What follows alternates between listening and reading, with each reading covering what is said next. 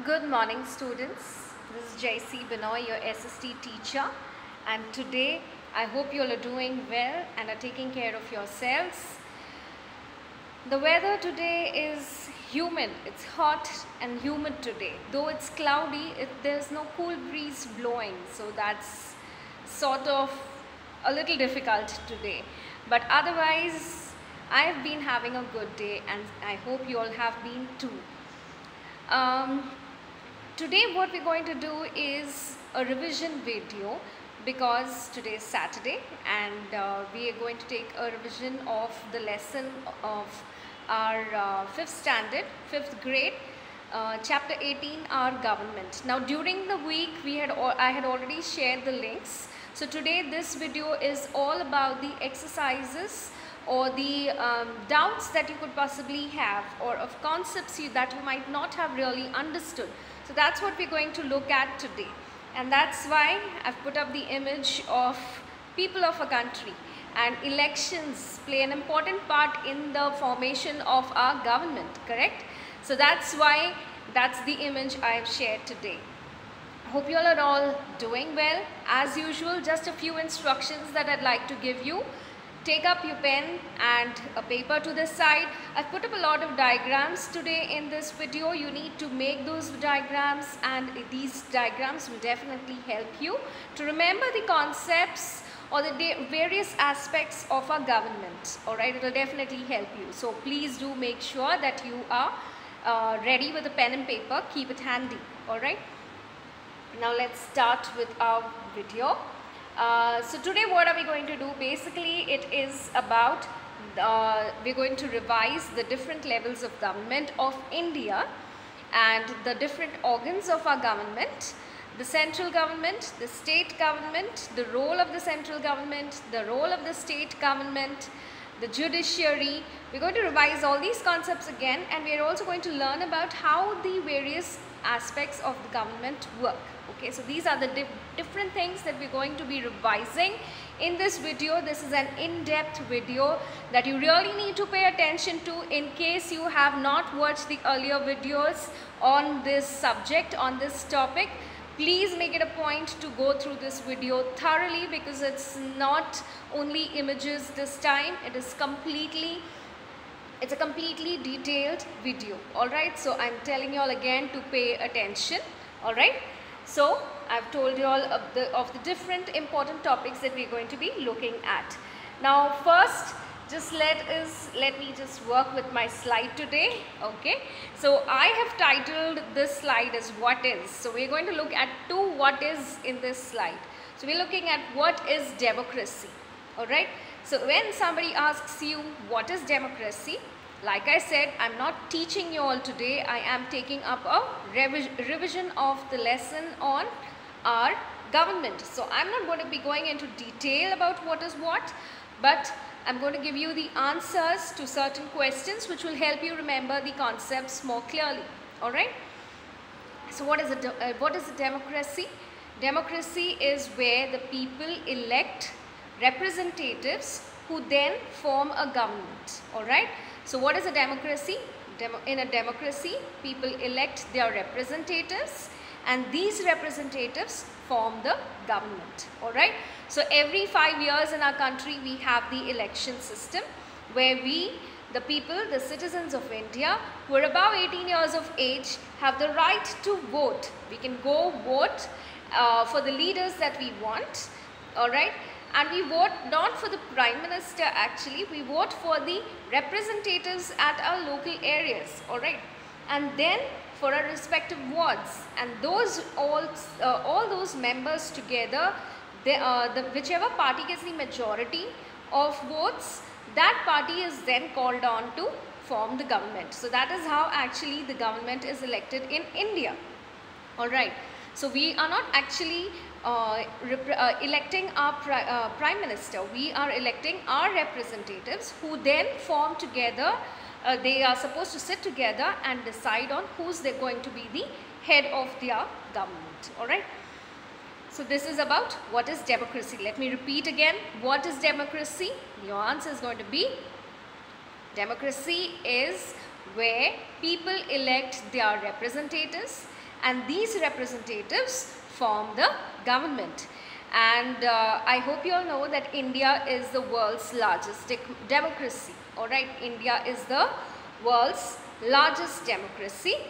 And why is that? That is because we have a huge population, but also in spite of having the population, we have been able to maintain this democratic system from so many years since independence. Alright, we still have the right to vote for our leaders. Coming on to the next question.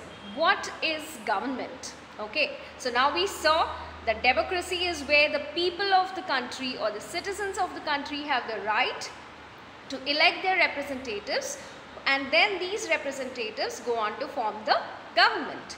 Now what is the government? What does the government do? Now this is something that we need to know. So what is the government? Government is the is formed by people who govern the country. What does the word govern mean? It means to efficiently run the country. So the government is actually made up of representatives of the citizens of our country, and these people are supposed to run the government, run the country efficiently. So how do they do that? They do that by taking policy decisions. They take decisions about every issue that happens. Like now we had the COVID-19 situation in our country. So then the Prime Minister sat with his ministers, the state chief ministers sat with their ministers, so irrespectively in every state, and they all came together to find a solution to solve this problem, alright, or to protect the people of our country. So these are policy decisions. These are decisions that these leaders or the governments take for the benefit of the citizens of the country or the state. So that is the job of the government. That is governing.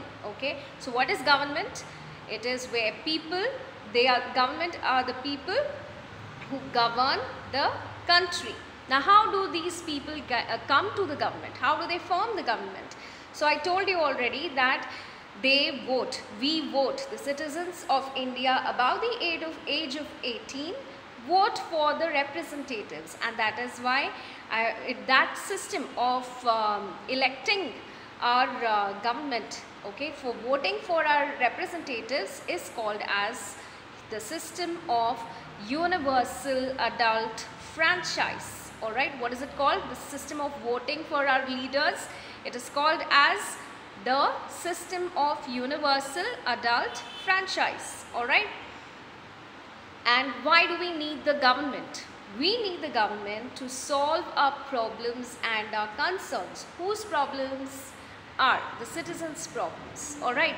So it is not their problems, they are there. The government is there to solve our problems. What could the problems be? What kind of problems do citizens have?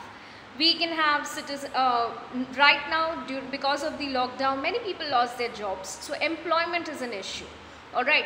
There are many people who are from the labor class. That means that they earn very minimum wages.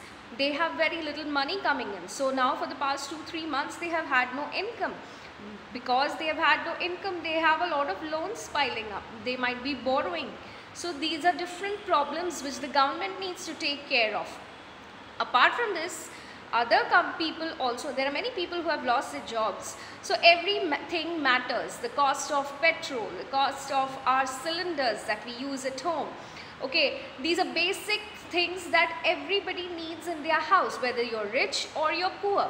So the government needs to take decisions that will help all this to stabilize. Okay, so these are the problems that we face as citizens, and it is the job of the government to solve these problems. Alright. So what is government? Government, what do we mean by government? It is that the people who govern the country are the government of the country. And how do they get there? So the Indian government is elected by the system of the universal adult franchise. What is that system? It is a system where the citizens of India above 18 years of age can go and vote for the leaders that they want, for the representatives that they want. Alright. And why do we need the government? We need the government to solve our problems and our concerns. Problems and concerns are somewhat of synonyms. Alright, so you have a concern, you have a problem, you have an issue, you have a difficulty. These are things which the government, related to the government, you can get it resolved by the government of a country. Now, what is universal adult franchise? So I put up the answer there. What is universal adult franchise? Now, in our country, any person who is above the age of 18 is considered as an adult. Alright. So that itself means that anyone, any citizen of our country who is above the age of 18 can exercise the right to vote. They can go and vote for their representatives. Alright. So what is universal adult franchise? Universal adult franchise is the system where the citizens of India, anyone who is above the age of 18 has the right to vote. Alright. So that is the universal adult franchise. Now all these rules and regulations, where are they written? How do we know? And who controls the government? So we elect our representatives, they form the government, but who is going to check whether the government is working properly? Alright, and can only one body work? Can only one government actually take care of all the people in the country? And will they do it honestly? So all these, and what are the rules and regulations that should be followed? All these things are actually mentioned in the Constitution of India. Now I hope you remember that the Constitution of India was written by Dr. B.R. Ambedkar. Okay, so that is one important thing that you need to remember. And what does the Constitution of India do? Now in very short words, I'm just telling you that the Constitution of India tells what powers, or which government has how much power. So the power of the state government, the power of the central government, all these are written down in the Constitution of India, and those are the guidelines that the central government, the state government have to follow. And in that you also have all the rights of the citizens of the country. So there are various other rules and regulations which are written. So all our fundamental rights are all mentioned in the Constitution of India, and it is expected that the governments, both central and the state government, follow these rules and regulations. And how does that help? That helps because it helps the government to govern effectively, in the sense that everyone's rights are protected, all the citizens' rights are protected, all the citizens are taken care of, and the government works for the benefit of the citizens. So that is why the Constitution of India works. That is how it works. Okay. So what is the Constitution of India? In just short, it is a rule of books. It is a book of rules that tells you the power of each government. By each government I mean state and central, and it helps to govern the country effectively. We'll learn about the Constitution of India later in detail, but right now you just need to remember this much. Alright. Now the Constitution of India has mentioned very strongly that the government needs to be divided into two basically. Union government, which is also called as the central government, the state government, and now we have another level of government called the local self-government. So why don't you take up a paper, draw this pyramid. These are the levels of government. Alright, so if somebody asks you what are the levels of the government, what will you say? You will say that there are 3 levels of government in India. Right at top is the union government or the central government, then is the state government, and then you have the local self-government, and you have at the local self-government you have the panchayat and the municipal committee. Alright, so these are the different divisions in the government. Now why do we have these divisions in the government? Because you cannot have one person or one organization or one group of people managing to take care of everyone equally. That cannot happen. It's difficult. Okay. So how do we do that? We can bifurcate them. We divide them into different parts. Okay. Similarly, the government is divided into 3 levels. Which are those 3 levels? the union government or the central government right at the top, the state government, the local self-government, and the local self-government is further divided into panchayats and the municipal committee. Alright, so please take a paper and pen and start drawing the pyramid with the side box of the panchayat and the municipal committee. And I just forgot to say one thing. If you turn on the captions for this video, you will be able to read the words that I am saying. Alright, so all the words that I am saying you will be able to read. That is a system that I have turned on for the video. So those who cannot understand what I am saying, you could possibly read the words. So that could also help. Alright. I hope you have drawn the pyramid. Let me just tell it once again. Right on top is the union government or the central government. Then you have the state government, which is present in every state of our country. Union government is only one, which is in Delhi for us. Okay, that is the central government, and it is only one throughout the country. State government is present at every state. Alright, so there will be one leader for every state. Alright, and then you have the local self-government, which is within the state, and it is divided into two parts, the panchayat and the municipal committee. Now this is done for better efficiency. What does efficiency mean? It means to work better, okay, to work in a more proper and organized manner, so that the benefits of the government can reach the most common people also. Alright, I hope this much time is enough to draw this pyramid. Moving on. Alright. Now, like I said, the government cannot just be one organization or one body of people doing the work. So that is why our constitution has further provided for the legislature, executive, and the judiciary.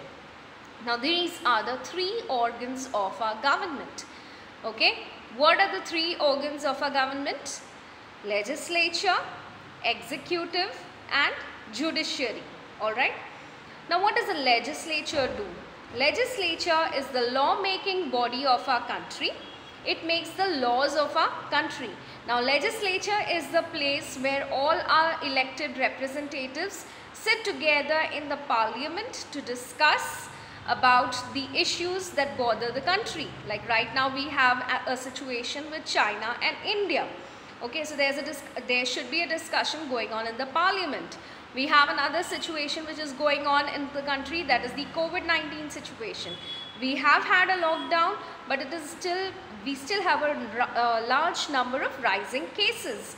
So that is again an issue which can be discussed in the legislature, so that they can come together to form the laws that are required to improve or to help give benefits to the citizens who need it the most. Alright. Apart from this, the legislature also takes care of different issues, like when there's a natural disaster. Okay, recently there was a cyclone. So if there is a lot of damage in the cyclones, then the government sits together. The opposition party members and the government all come together in this in the parliament, and they have a discussion. Okay, and the government forms policies that can be implemented throughout the country for the benefit of our citizens. So legislature is the law-making body of our country, and what do they do there? They discuss issues and make laws. Please draw this diagram so that you all know which organ of the government does what. Okay, so legislature is the law-making body of our country. What does the legislature do? It is basically the parliament. And what do? They sit, discuss issues that are important for the country, and they make laws about it. Alright. So that is why it is a law-making body. Let's come to the next part or organ of the government, and that is the executive organ. Alright. Now execute means what? To do. Correct?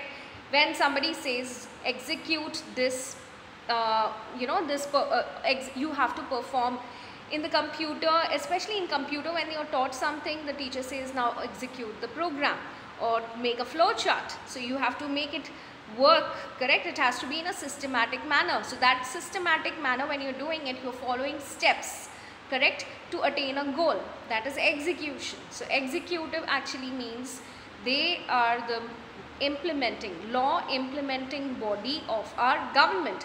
So legislator make the laws. Who implements them? Implement means to get it done.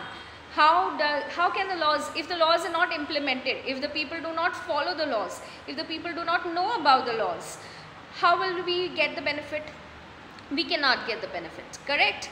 So that is why the executive body executes the laws, implements the laws, sees that the people are informed about the laws, and tries to see that people follow these laws. All right. So enforces laws made by the legislative. What does enforce mean? It means that the executive body has the power to see that the people follow these laws and people get the benefit of these laws that were made by the legislature. All right. So again, executive is the organ of the government which implements the laws that were made by the legislature, by a parliament. All right, and it enforces the laws made by the legislature. Enforces means to see that the laws are implemented or followed by the people. All right, not only people, the different organizations in our country. So basically everyone in the country follows the laws. Okay, now coming to the last organ of our government, which is the judiciary.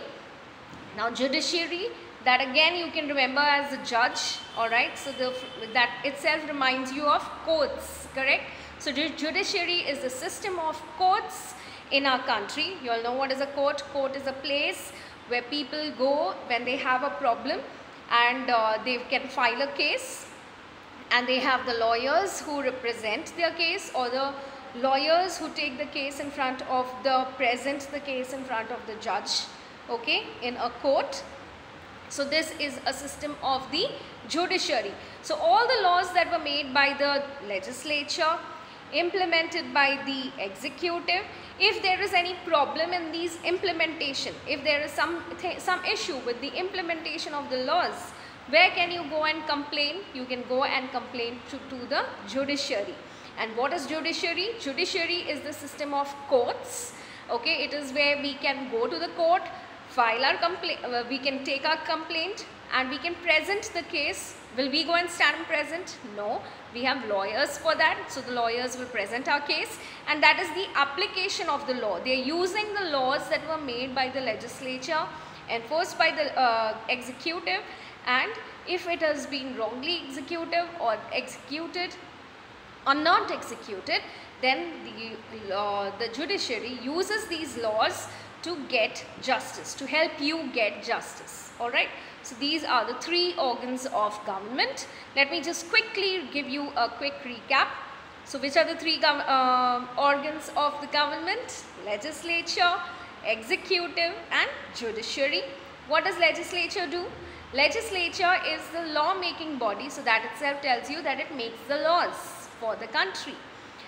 Executive is the law implementing body, which means that the laws that were made by the legislature are seen, the executive sees to it that the laws are followed in the country. And judiciary is the place or the courts where we can go and get our justice, if we are not happy with the implementation of the laws, or if there is some grievance or complaint that we have, then we can take it to the court. All right. So this is all about the three organs of the government. Now there was ample time for you to draw this diagram. I want these diagrams drawn because it will help you to remember the answers that we need to learn. All right. So you need to do these diagrams. These are actually long descriptive answers which I have put up in this format, and it will help you build up a long answer out of these points. All right. So let's move on to the next slide, and that is, let's come to, so now we saw how our government is elected. We saw the different levels of the government. Do you remember how many levels? There were 3 levels. Okay, so that's the union government or the central government, state government and the panchayat. Well, let's start with the central government. Now, how does the central government work? What does it do? Alright, so like I said, central government is also known as the union government, and it is the supreme law making body. Means what? It makes the laws for the country. We already saw that the legislature is where the laws are made for our country. So which is the supreme law making body of our country? The central government. Do you know where the central government is based in India? It is in Delhi. Where is it? It is in New Delhi. Why is it in New Delhi? Because New Delhi is our capital. Okay, New Delhi is the capital of our country, and we have the central government based in New Delhi, and that is why we have a parliament in New Delhi. Alright, so it is a supreme law making body. And what are these people who sit in these offices called? They are called as MPs. Okay, what are they called? MPs. What is the full form of MP? Members of Parliament. Alright, so we have the central government sorry, we have the central government, and it is also called as the union government. And who are the people who are there in the who help in making these laws? They are the members of Parliament. These are the elected representatives of our country whom the citizens of India have voted for using the universal adult franchise. I just gave you an example of how I applied all the information that I have given you in the previous slides. Alright, so you need to start thinking and start using this information. Alright, so now let's look at the parliament. How is the parliament divided? The parliament is divided into two houses. Okay, they have two parts and they are called as houses. Which are these two houses? There's the Lok Sabha and the Rajya Sabha, which I'm sure you must have seen on news sometime. Alright, so the parliament is the legislative body, and it has two parts, the Lok Sabha, which is also the lower house, and the upper house, which is called as the Rajya Sabha in our country. Alright, so this much you need to know. And what does the central government do? It takes all the policy decisions. Means what? It takes all the decisions, all the rules, or all the things that need to be done. All these policy decisions are taken by the central government in the legislative body, in the parliament, and it can be about the defense of our country, about the health of our country, the health system of our country, the transport system of our country. Okay, so anything that is major for the entire country, all that can benefit the entire country, all such policy decisions are taken by the central government. Okay, so how does that happen? It works first. They make a set of rules and regulations that they want to pass. That's called a bill. The bill is then brought in the Lok Sabha, which is the lower house. The MPs have a discussion. You must have seen it on TV that the MPs are shouting sometimes. You must have definitely seen that scene. Okay, so that is actually that is the house where actually the bills are discussed, and if it is passed by the MPs in the lower house, in the Lok Sabha, it then goes to the Rajya Sabha, and once it is approved from there, once you get majority votes from there, that bill becomes the law for the country, or the policy for the country. Alright, so this is how the central government works. Okay. Now I told you that the MPs are sitting in the parliament, correct? Now how did these members of parliament get there, and who are these people? Now you have members of parliament who can be from different parties, political parties. You have so many different political parties in our country, and whenever there is an election, the people go vote for whichever party or for whichever representative they want, and at the end of the day, you all know how people come together to count the votes, and then whichever party gets the most votes, that's called a majority. Okay, the party which gets the most votes is called the majority, and that party is then called by the president of our country to form the government. Okay, so this is a normal government where the party has got majority votes, maximum votes. Okay. What is the next kind of government? The other kind of government that can come out of general elections is the coalition government. What is it? It is the coalition government. Coalition government is where different parties of the same mindset, they have the same ideas, they come together and say, okay, you did not get votes, I did not get enough votes. Okay, no party has got enough votes to form the majority government. So what do? They go together and they try to form a coalition government from different parties. Okay, so people from different parties come together, but they have the same mindset, they have the same goals. So only then you can work together. If you have opposing goals, can you work together? No. So that is why in a coalition government, what happens? Political parties which have similar goals or similar mindsets come together to form a government. And such a government where there are 2 to 3 parties coming together to form a coalition government is called a coalition government. Alright. Now let's further look at who are the executive bodies, who are the heads of the central government. Alright. So for the central government we have the president, then we have the prime minister, and then we have the other ministers in the cabinet. Alright. So who is the head of our central government? You have right on top the president, followed by the prime minister, and then the other ministers. Alright. So that's your central government. I'll just give you time to draw down the chart. Alright. This is how the executive body of our central government works. These are in the legislature we saw that they have the discussions and get the bills passed. But finally, who has to get it executed? The president, the prime minister, and the other members in the cabinet who are working with the prime minister. Okay. So you have different ministers like the defense minister, the health minister, the textile minister, the broadcast minister. So you have different ministers, and that is how the central government works. Now let's look at the state government. Alright. Now again, state government is similar to the, it works just like the central government, only difference is that it works at state level and the center works for the whole country. So the Maharashtra state government will work for Maharashtra. The Karnataka state government will work for Karnataka. So that is how the state governments work. Now we saw that in the central government, the members who are in the parliament are called as MPs. But in state government, what are they called as? They are called as MLAs, that is members of legislative assembly, or MLCs, that is the members of legislative council. So you have 2 houses again in the state legislative body. Which are these 2 houses?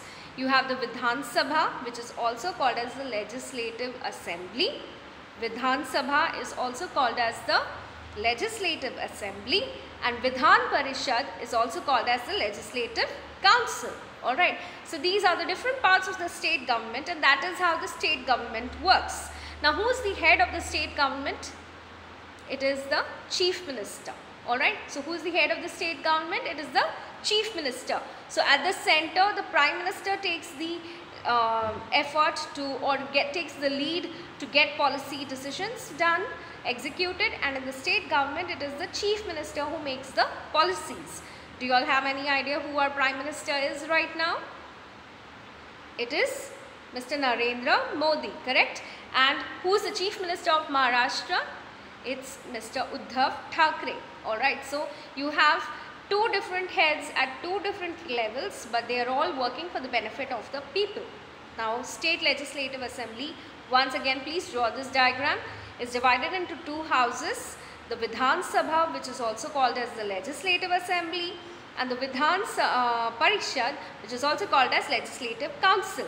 Now obviously, members who are elected in the Vidhan Sabha will be called as the MLAs.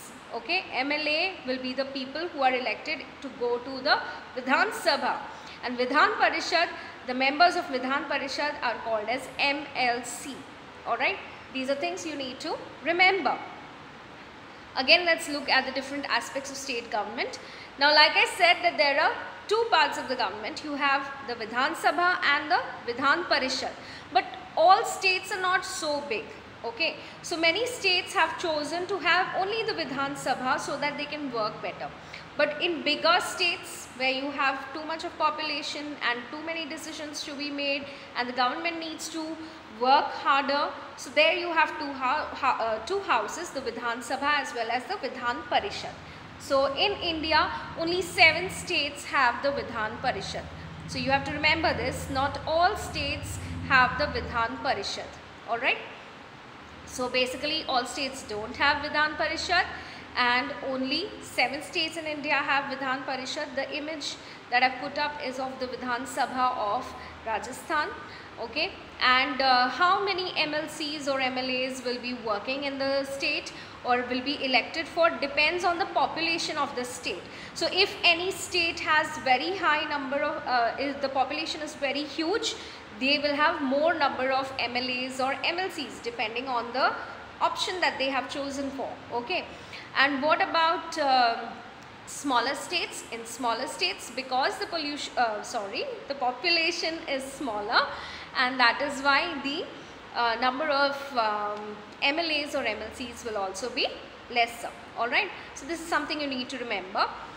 Another interesting fact about the state government, since we are talking about the number of MLAs, Uttar Pradesh has the largest assembly, and so because it has the highest population. So you have the maximum number of MLAs in the state of Uttar Pradesh. Why? Because it has the highest population. Alright. Now we are coming to the third level of government, that is the local self-government. Now the local self-government is again divided into 3 parts.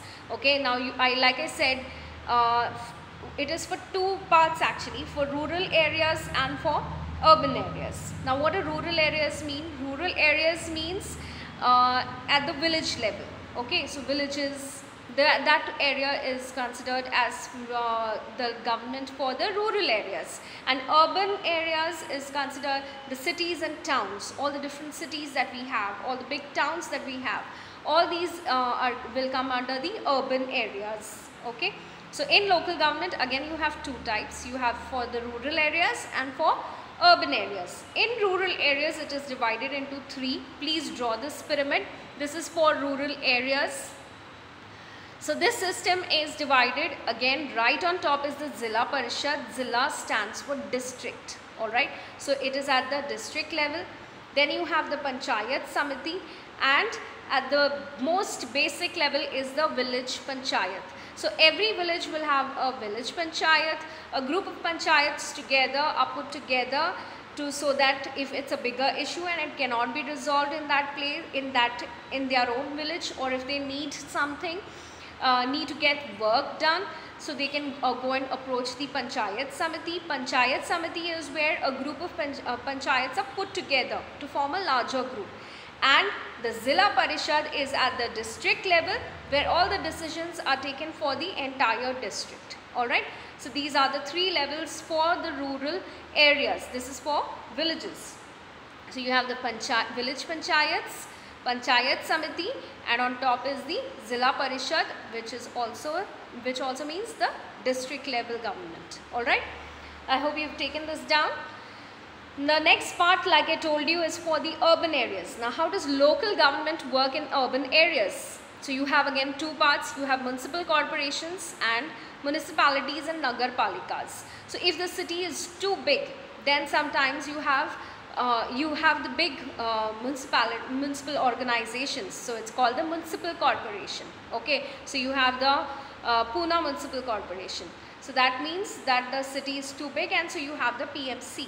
Alright, and smaller towns or smaller cities or smaller towns and cities will have the municipalities and the nagar palikas. Okay, so this is how the local government work is taken care of at 2 levels, at village level as well as the urban level, the city or the town level. Alright, and this is how the government is able to get work done for the benefit of the citizens. Now the last organ that we have to look at is the judiciary. So judiciary is the sole authority. It is a system of courts like we already studied, and it has the authority to deliver justice. How do they do that?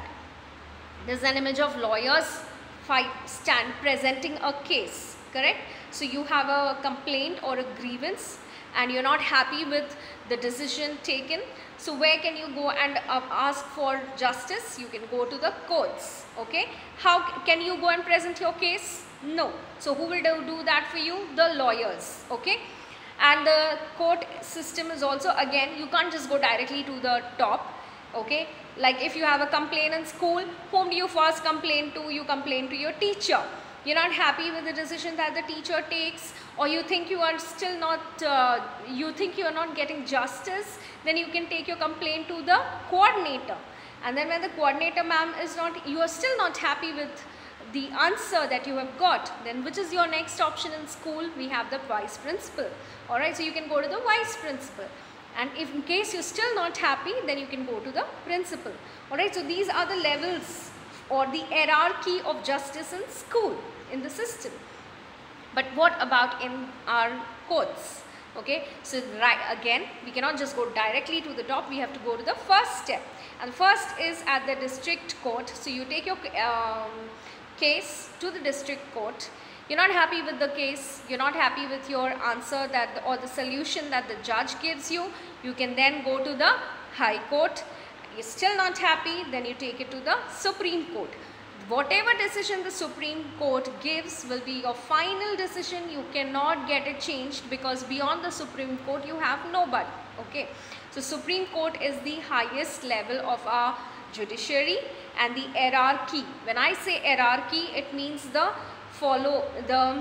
sequence of power that follows through. Okay, so first we go to the district court, then we go to the High Court if we are not happy, and then we finally go to the Supreme Court. Okay, for what? To get justice for our rights. Okay, so these are the different organs of our government and the different aspects of our lesson 18, our government. I hope you have taken all notes. Today I have not put up a quiz. Please go through this. I'll be sending a worksheet based on this video. So go through it very religiously. Okay, get down all the concepts which you have not understood. Try to build up the answers. Read the lesson from the textbook so that you get a clearer idea. Alright. For the students of Pratibha International School, I have an instruction as usual. Please write your name and your whole name in the comment box below this video.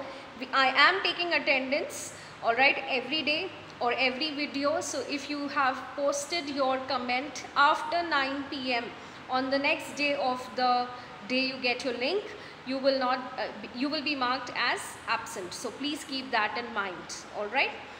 Thank you. Have a nice day.